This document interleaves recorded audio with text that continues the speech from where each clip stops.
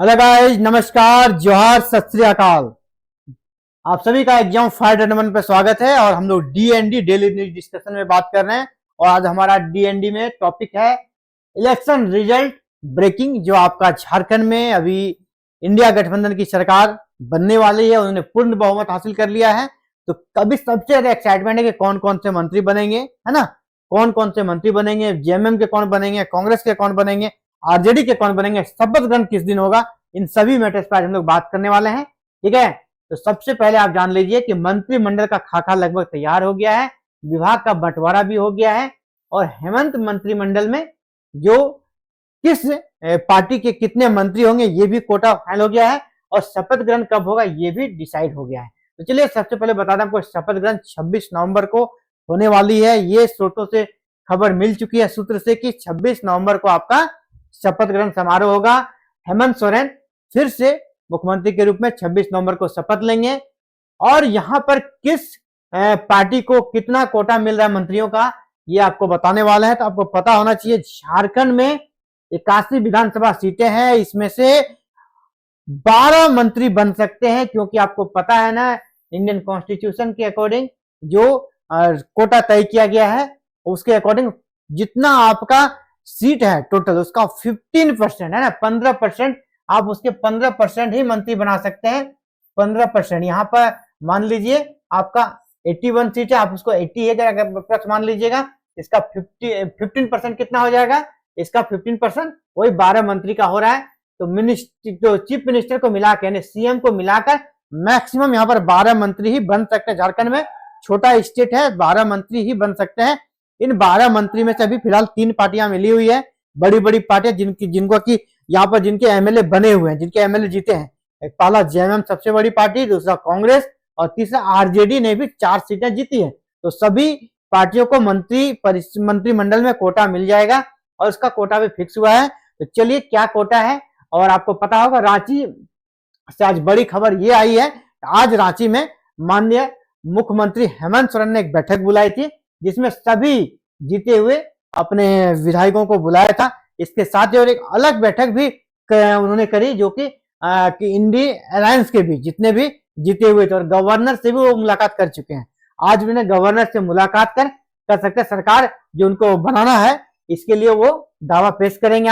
आज सरकार बनाने के लिए जो दावा पेश करना होता है, पहले इनका दावा आज ही पेश हो जाएगा, यानी लेट नहीं करना चाहता, सब कुछ बड़े ही जल्दी में निपटाना चाहता ताकि आगे फिर काम भी किया जा सके। तो देखिए सबसे बड़ी खबर है ना, बड़ी खबर कि हेमंत कैबिनेट में माननीय हेमंत सोरेन मुख्यमंत्री सहित नहीं, मुख्यमंत्री के अतिरिक्त 6 मेंबर रहेंगे जेएमएम से। तो जेएमएम कोटा से कितने मंत्री हो गए, 7 मंत्री हो गए। सबसे बड़ी पार्टी है तो जेएमएम कोटा से 7 मंत्री, 7 कैसे भाई, तो 6 हो गया, उनके मंत्री बनेंगे। जेएमएम पार्टी वाले जो भी विधायक है उनसे 6 मंत्री बनेंगे और एक हेमंत सोरेन रहेंगे, वो उनका अलग से। तो 6 + 1 7 मंत्री जेएमएम से बनेंगे और कितना बचा, और 5 बचा। तो 5 में से 1 मंत्री आप समझिए राजद कोटे से, क्योंकि इनका भी 4 सीट जीता हुआ राजद का, तो राजद का 4 विधायक है, तो यहाँ पर 1 को मंत्री बनाया जाएगा। तो राजद कोटा से 1 बन जाएगा, कितना हो गया, 7 और 1 8 हो गया और बचा 4। तो 4 के चारों जो मंत्री रहेंगे वो आपका कांग्रेस कोटा से रहेगा। कांग्रेस को कितना मंत्री मिल रहा है, 4। तो कितने हो गए, 12, 8 और 4 12। तो ये ब्रेकिंग न्यूज है आप सभी के लिए, मंत्रिमंडल का बंटवारा हो गया है, किस पार्टी से कितने मंत्री बनाए जाएंगे। अब एक अलग बैठक, अभी सभी पार्टियां अपने अपने जो है ना, जो अलग बैठक हो रही है जिसमें सभी पार्टियां, चाहे वो आपका जेएमएम हो, चाहे वो आपका आरजेडी हो या फिर कांग्रेस हो, वो सभी पार्टियां अलग अलग मीटिंग कर रही है और वो मीटिंग अपने विधायकों के साथ कर रही है और उसमें से ये डिसाइड होगा उस पार्टी के मंत्री कौन होंगे। जेएमएम में जो 6 मंत्री हैं उनमें से किनको मंत्री बनाया जाएगा। आरजेडी के जो 4 है, आरजेडी के जो 1 मंत्री बनना है तो 4 में से 1 किसे चुना जाएगा। और आपका कांग्रेस के जो 4 मंत्री बनेंगे वो किसके कौन कौन बनेंगे उसके बारे में बात होगी। देखिए पुराने को भी रिपीट किया जाएगा, जैसे सीनियर मोस्ट जो कांग्रेस के हैं, है ना, रामेश्वर उरांव हो गए, उनका रहना तय है कांग्रेस में। इसके बाद अभी बादल पत्रलेखा के चुनाव हार चुके हैं, दीपिका पांडे हार चुके हैं, यहाँ पर नए लोग शामिल होंगे उसके जगह पे। इसके अलावा एक बड़ी बात निकल कर आ रही है कि झारखंड में विशेषकर संथाल परगना से एक बड़े कद्दावर नेता जिसको आप जानते हैं प्रदीप यादव, उनका भी मंत्रिमंडल में उनको भी शामिल किए जाने की चर्चा है। वो भी मंत्रिमंडल में शामिल हो सकते हैं क्योंकि काफी अनुभवी है, पहले भी मंत्री रह चुके हैं और काफी अच्छे का स्पीकर है, विधानसभा में आवाज को उठाते हैं हर चीज को, है ना। अगर मंत्री देखिए, जो अगर मंत्री बनते हैं वो तेज तर्र होना भी चाहिए, ताकि अगर विपक्षी पार्टियां जब किसी मुद्दे पर उसे घेरती है ना तो मंत्री को ही जवाब देना पड़ता है। इस मामले में जो सबसे फिट बैठते हैं उसमें से प्रदीप यादव का भी नाम आप ले सकते हैं, वो भी मंत्री बन सकते हैं। और इसके बाद कांग्रेस में अभी ये दो से जो नाम बताए उनका लगभग फाइनल है। अब बाद बाकी जो अभी आप मान लीजिए कि जेएमएम है, जेएमएम में भी 6 मंत्री बनना है, काफी हिडन तरीके से चीजों को किया जा रहा है। लेकिन इतनी जाने पुराने जो मंत्री थे वो भी रिपीट हो रहे हैं और नए को भी वहां पर मौका मिलेगा, नए मंत्री भी आएंगे, पुराने भी रहेंगे। अभी फिलहाल आप इतना मानकर चलें, जैसे ही आगे कोई अपडेट आती है आपको दी जाएगी, ठीक है। जेएमएम में भी जो पुराने थे, पुराने जो जेएमएम के मंत्री रहे हैं आप जान ही रहे हैं, उनमें से परफॉर्म जिनका अच्छा रहा जिस डिपार्टमेंट का, उनका मंत्री बनना तय है और कुछ नए चेहरों को भी यहाँ पर मौका दिया जाएगा। बहुत सारा समीकरण होता है, मंत्री बनने में सिर्फ तेज तर्रार ही काम नहीं आता है, उनकी जाति भी काम आती है ना। फॉरवर्ड से इतने मंत्री बनाएंगे हम, ओबीसी समाज से इतने बनाएंगे, एसटी एससी से इतना बनाएंगे, क्योंकि हर चीज यहाँ पर जातिवाद से होता है, तो वहां इन चीजों का भी ध्यान रखा जाएगा सभी पार्टियों के द्वारा। तो अभी पूरी तरह कहना बहुत ही जल्दबाजी होगा अभी, लेकिन आप इतना जान लें कि जो कोटा फाइनल हो गया, किस पार्टी से कौन कौन मंत्री बनेंगे ये अब उनको डिसाइड करना है। ये आपका इंडिया गठबंधन की बैठक में ये डिसाइड होगा आपको इतना मंत्री हम दे रहे हैं, अमुक पार्टी को इतना दे रहे हैं, ये क्लियर हो गया। अब आप लोग आपस में खींचतान कीजिए, जो कीजिए अपना इतना हम सेलेक्ट करके लाइए और फिर उनका शपथ ग्रहण होगा 26 नवंबर को। अगर 26 नवंबर के पहले सभी पार्टियां अपने इन आंतरिक मुद्दों को सुलझा लेती है तो 26 नवंबर को एक साथ सभी मंत्रियों का शपथ ग्रहण हो सकता है। नहीं तो अभी फिर क्या होगा, एक सीएम हेमंत सोरेन शपथ लेंगे और एक आरजेडी कोटा का मंत्री और एक कांग्रेस कोटा का मंत्री शपथ लेगा, 3 ही लोग शपथ लेंगे उस दिन।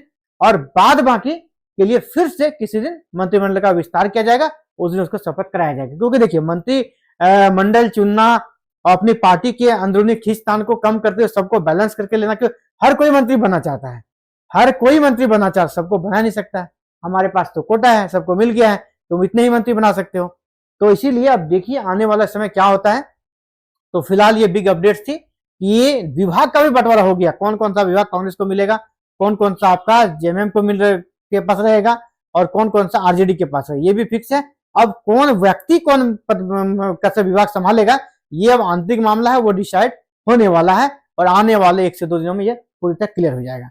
तो फिलहाल ये बिग अपडेट्स आप सभी के लिए रांची से आई थी, जहां पर हम लोगों ने इलेक्शन रिजल्ट ब्रेकिंग पर बात किया, हेमंत मंत्रिमंडल के बारे में।